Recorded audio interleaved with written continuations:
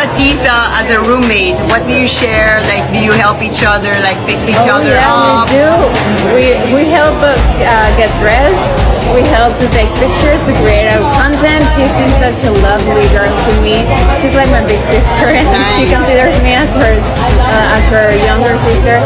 So we've been really having a lot of fun, and I love being her roommate.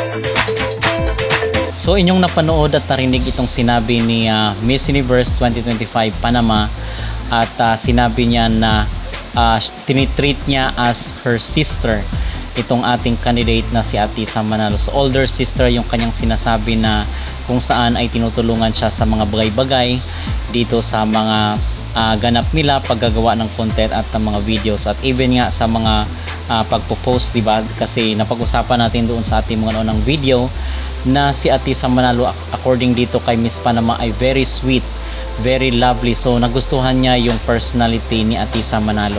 So yun nga mga kapolitika, ating na-appreciate itong acknowledgement ni Miss Panama dito kay Atisa Manalo na sinabi niya very positive ang kanyang naging comment dito sa ating manok sa Miss Universe 2025 kasi I believe na yung hinahanap ngayon ng organization ay yung tinatawag natin na quality.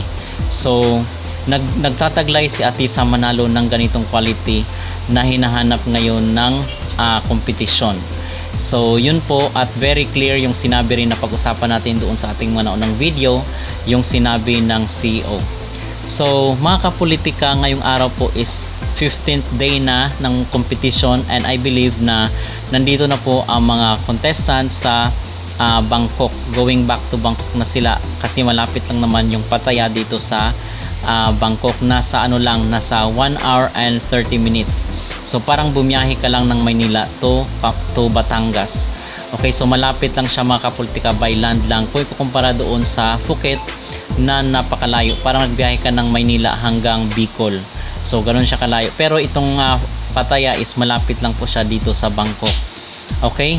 So yun po ang ating pinakasariwang update at nakita rin po natin itong si Atisa na naka white dress siya dito sa kanyang biyahe papunta sa Bangkok.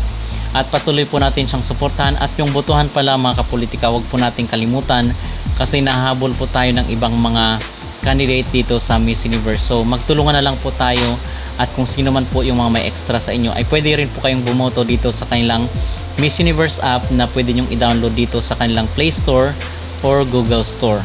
So ano mga kapolitika itong inyong masasabi dito sa naging pahayag at naging comment ni Miss Panama sa kanyang interview with Diane Castillejo na tinuturing niyang sister itong si Atisa? At sa tingin nyo, ang quality ni Atisa ba ang hinahanap ng Miss Universe 2025?